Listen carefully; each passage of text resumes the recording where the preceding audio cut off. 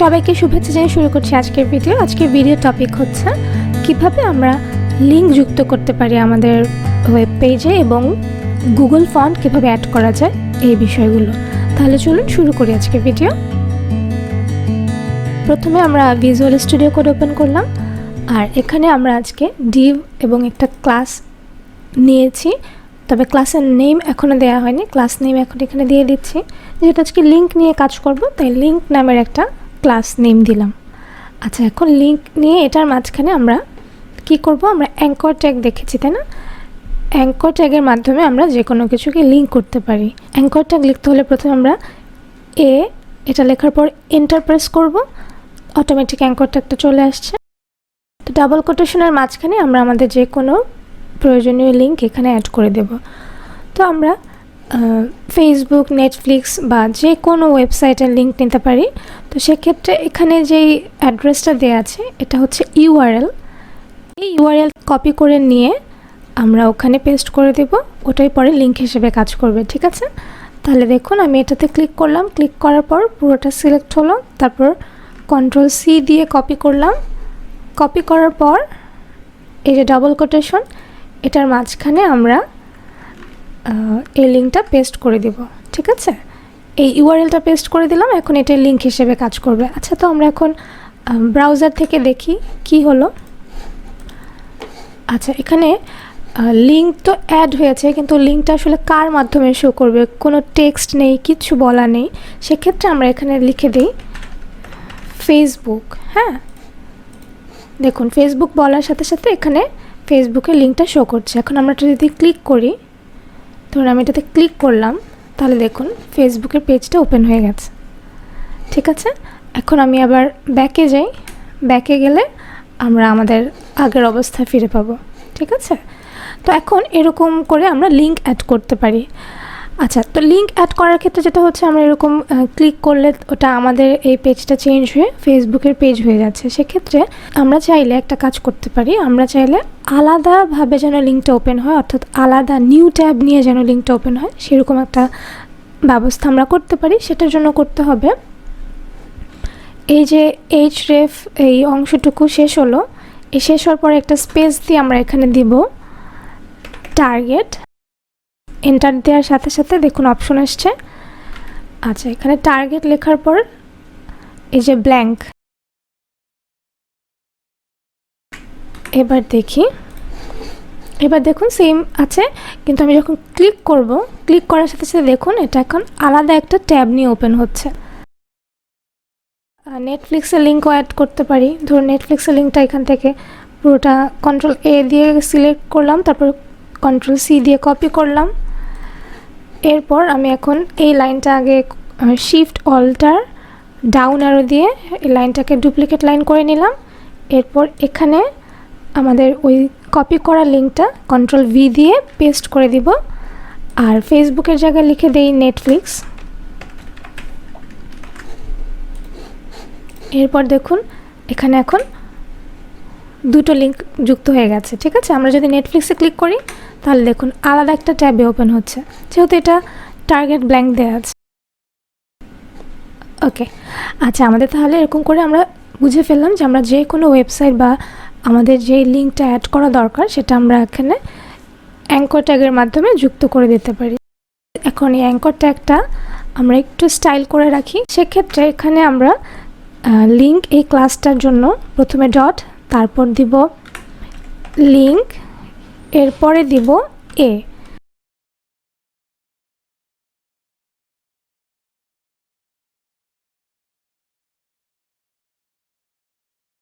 এখন এই যে নিচে একটা আন্ডারলাইন শো করছে, সেক্ষেত্রে আমরা এখানে বলে দিব টেক্সট ডেকোরেশন, এটাকে আমরা নান করে দেব। আচ্ছা, টেক্সট ডেকোরেশন নান হয়েছে। এরপর আমরা এখানে চাইলে মার্জিন দিতে পারি, দুটাকে লেফট বরাবর একটু মার্জিন দিই, এটার থেকে এটা মানে চারপাশে, তাহলে আমরা একটা মার্জিন দিয়ে দিই। ওকে, আমরা লিখি মার্জিন। আরেকটা কাজ আমরা এখানে করতে পারি, আমরা এই অ্যাঙ্কর ট্যাগে একটা ইফেক্ট দিতে পারি। মানে আমরা নর্মালি অ্যাঙ্কর ট্যাগের কালারটা এরকম থাকবে, কিন্তু যখন এটার উপর কার্সরটা নিয়ে যাব তখন এটার কালারটা যেন চেঞ্জ হয়ে যায়, সেটা করতে পারি। সেটাও আমরা জানি কিভাবে করতে হয়। যারা হোভারের ক্লাসটা জানেন না তাদের জন্য লিঙ্কটা উপরে থাকবে এবং ডেসক্রিপশন বক্সে দেওয়া থাকবে।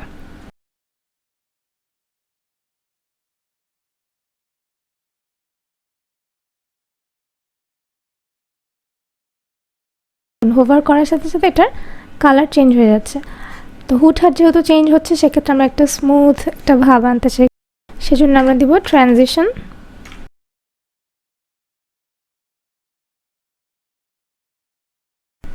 এরপর এখন দেখুন স্লো মোশনে এটার ইফেক্টটা চেঞ্জ হচ্ছে। এখন আমরা যে জিনিসটা বাকি রেখেছি সেটা হচ্ছে গুগল ফন্ট। গুগল ফন্ট কীভাবে অ্যাড করব। তো প্রথমে আপনার সার্চ বারে লিখবেন গুগল ফন্ট, ঠিক আছে। গুগল ফন্টস লিখে সার্চ দিবেন। তো প্রথম যে লিঙ্কটা আছে এটাতে ক্লিক করবেন, তারপর ওপেন হবে আমাদের গুগল ফন্টের পেজটা। ওকে, এখানে দেখুন অনেকগুলো ফন্ট আছে এবং ফন্টের প্রিভিউটাও কিন্তু আমরা এখান থেকে দেখতে পাচ্ছি। তো এই ফন্টের 12টা স্টাইল আছে, এটার একটাই স্টাইল আছে। আমরা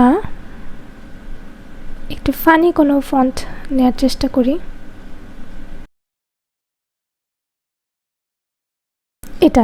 এটা দেখতে একটু ইন্টারেস্টিং লাগছে। তো এটার একটা স্টাইল, আমি একটা স্টাইল নিয়ে দেখাচ্ছি, আবার যেটার অনেকগুলো স্টাইল সেটাও নিয়ে দেখাবো। আমরা প্রথমে এটা ক্লিক করি। ক্লিক করার পর দেখুন এটা যেহেতু একটা স্টাইল, জাস্ট খালি এটা রেগুলার একটা স্টাইল আছে এটা, ঠিক আছে। তাহলে আমরা এটা এখন এখান থেকে দেখুন এই পাশে এটা সিলেক্ট করব। সিলেক্ট করার সাথে সাথে দেখুন এখানে একটা অপশন এসছে এবং আমাদের ডান পাশে একটা ট্যাব ওপেন হয়েছে। এখানে বলাচ্ছে যে এই ফন্টটা যদি আমরা ব্যবহার করতে চাই সেক্ষেত্রে দেখুন এখানে লিঙ্ক দেয়া আছে আর ফন্ট ফ্যামিলির নামটা এখানে দেয়া আছে। তো আমরা এই লিঙ্কটা এখান থেকে কপি করে নিয়ে কি করব, এখানে বলা আছে যে এই ফন্টটা যদি আমরা পেতে চাই সেক্ষেত্রে এই লিঙ্কটা কপি করে আমাদের HTML যে হেড ট্যাগ আছে সেখানে এটাকে ইনক্লুড করে দিতে। তো আমরা এটাকে এখানে দিয়ে দিই। আমাদের যে হেড ট্যাগের এখানে যে মেইন যে লিঙ্ক তার উপরে এটা আমরা এখানে পেস্ট করে দিই Ctrl+V দিয়ে। ওকে, এরপর আরেকটা জিনিস ছিল সেটা হচ্ছে যে CSS ফন্ট ফ্যামিলি, এটা কপি করে নিয়ে এটা দিব লিঙ্ক এখানে, ঠিক আছে। অ্যাঙ্কর ট্যাগের আমরা এই ফন্ট ফ্যামিলিটা দেখতে চাচ্ছি। তো সেভ করলাম। এরপর ব্রাউজারে আসি। ওয়াও, খুব দারুণ একটা ফন্ট হয়ে গেছে, তাই না? ওকে, তো এখন আমরা এভাবে আমাদের যেই ফন্টটা পছন্দ সেই ফন্টটা অ্যাড করে দিব, ঠিক আছে। আচ্ছা, এখন এই ফন্টটা যেহেতু আমরা অলরেডি নিয়েছি, এখন আমি দেখব যে যেই ফন্টের অনেকগুলো স্টাইল সেটা কীভাবে নিব। সেমভাবেই নিব, জাস্ট প্রথমে আমরা যেহেতু এটা নিয়ে ফেলেছি এটা আগে এখান থেকে রিমুভ করে দিই। রিমুভ করে দিলে আমাদের এখানে দেখুন এখন আর কোনো কিছু শো করছে না। তো এরপর এখন আমরা আমাদের ফন্টসে ফিরে যাই। ফন্টসে ফিরে আসার পরে যেটার মধ্যে অনেকগুলো স্টাইল, যেমন ধরুন এটাতে 8টা স্টাইল। তো আগে এটা সিলেক্ট করি। সিলেক্ট করার পর এটা সবগুলো স্টাইল এই ডান পাশে শো করছে দেখুন। তো আমরা এগুলো প্রত্যেকটা একটা একটা করে সিলেক্ট করে নিই। দেখুন সিলেক্ট হয়ে যাচ্ছে এক একটা করে। সবগুলো সিলেক্ট করার পর এই ট্যাবটা ওপেন করব এখন। ওকে, এটা ওপেন করলাম। এখন দেখুন এই যে এখানে উবুন্টুর আমরা যে কটা সিলেক্ট করেছি সবগুলো এখানে এসছে। তো এই অবস্থায় থাকাকালীন এখানে যে লিঙ্কটা ক্রিয়েট হয়েছে সেটা আমরা কপি করলাম। কপি করার পর এটা এখানে দিয়ে দিব, এই লিঙ্কটা এখানে দিয়ে দিব, ঠিক আছে। এখানে দিয়ে দেওয়ার পর আবার যে CSS এর লিঙ্কটা ফন্ট ফ্যামিলিটা দেওয়া আছে এটা এখান থেকে কপি করে নিলাম, তারপর সেটা এখানে দিয়ে দেব। ওকে, এখন দেখুন এখন কিন্তু এটা ফন্ট চেঞ্জ হয়ে গেছে। ফন্ট ফ্যামিলি এখানে দেখুন ফন্টের ওয়েট কি দেখাচ্ছে এখানে। ফন্ট ওয়েট একটা হচ্ছে লাইট আছে, একটা রেগুলার আছে, মিডিয়াম আছে, বোল্ড আছে। আচ্ছা, তো এখন আমরা চাইলে এটা কি বলতে পারি, ফন্ট ওয়েটটা আমি যদি 700 দেই কেমন দেখাবে দেখুন। এখন কিন্তু একটু বোল্ড দেখাচ্ছে ফন্টটাকে, তাই না? 700 করে দিয়েছি। আমরা চাইলে এটাকে এখন একদম কমিয়ে দিতে পারি, 300 ফন্ট ওয়েট দিতে পারি। দেখুন একদম এখন থিন একটা ভাব চলে আসছে ফন্টের মধ্যে।